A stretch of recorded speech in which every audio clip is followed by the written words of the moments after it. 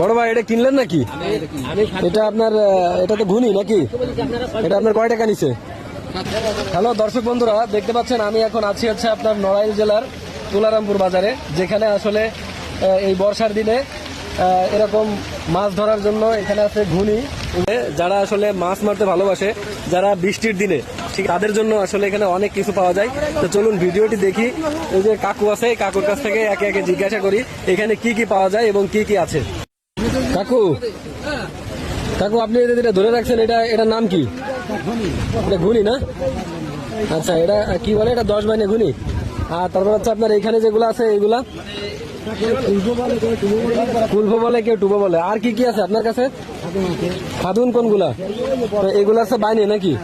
আর আছে খাদুন কোনগুলা? ওই যে ওইগুলা বাইনে। আর কি আছে? আর কিছু আছে? আরিন্দে এইগুলা, আরিন্দে এইগুলা না? আচ্ছা, ফাইরো ঘুনি। আচ্ছা, এখানে তো ধরেন অনেকেই দেখা যাচ্ছে আপনার মাছ মারতে চাই, কিন্তু দেখা যাচ্ছে এইগুলা অনেকেই পায় না, বুঝছেন, খোঁজে। তাহলে এখানে আসতে গেলে আপনার কিভাবে আসতে হবে সবাইকে একটু বলে দেন তো, আপনার দোকানে যদি কেউ আসতে চাই। হ্যাঁ, এখানে এখানে এখানে সরাসরি আসার লোকেশনটা একটু বলে দিতেন।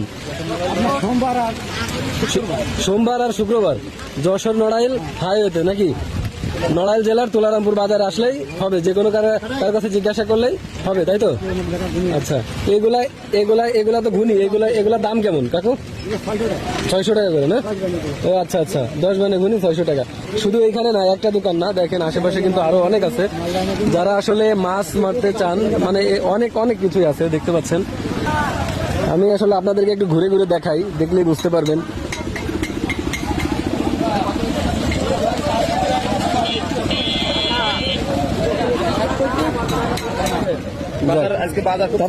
আজকে বাজার কেমন? এখন আপনার 700 টাকা কয়দিনে উঠবে এটাতে মাছ মারলে? 500 থেকে 600 টাকা 1 মাস আগে। আজকে দেখছেন বৃষ্টি পড়তেছে, আপনি বৃষ্টি মুড়ে আসছেন তো, এর জন্য কিন্তু আরো বেশি লাগেছে। কাকু ভালো আছেন? হ্যাঁ কাকু, এগুলার নাম কি? খাদুন। ও আচ্ছা, এগুলা কত করে বিক্রি করতেছেন? এগুলো মানে আমি যখন বাচ্চা আছে তখন সেই 70 টাকা, এগুলো আছে 800 টাকা পিস। হ্যাঁ, আর এগুলো আছে 600 টাকা। এগুলো 600 আর এগুলো আছে 800 টাকা পিস, তাই তো? তো এগুলো একটু উঁচু, এগুলো একটু নিচে, তাই তো?